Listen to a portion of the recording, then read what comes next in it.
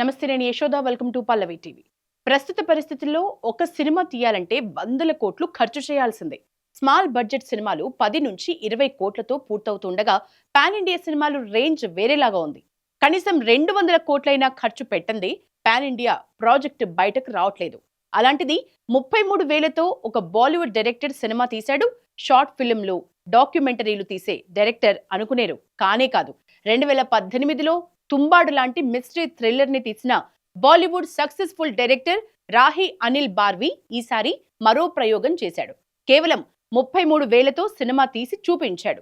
అది కూడా horror cinema. Mann పిశాచ్ పేరుతో కేవలం 2 నటులతోనే ప్రయోగం చేశాడు అనిల్ బార్వి. ఈ సినిమా ట్రైలర్ ఇంట్రెస్టింగ్ గా ఉంది.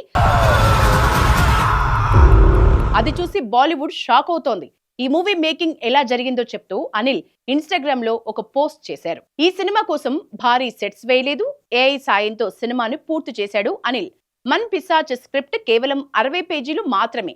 మేకింగ్ లో ఎక్కువగా చేతితో గీసిన స్టోరీ బోర్డులు, ఐఫోన్ తో తీసిన వీడియోలు, Photoshop, generative AI, after effects ని వాడి సినిమాని పూర్తి చేశాడు. ఇందులో కేవలం 2 నటులు యానియా భరద్వాజ్, దీపక్ దమ్లే నటించారు. ఈ క్యారెక్టర్లు తుంబాడు సినిమా ప్రారంభంలోనే మనకు కనిపిస్తాయి. ఆ క్యారెక్టర్లతోనే అనిల్ ఈ మన్ పిశాచ్ సినిమాను కంప్లీట్ చేశారు.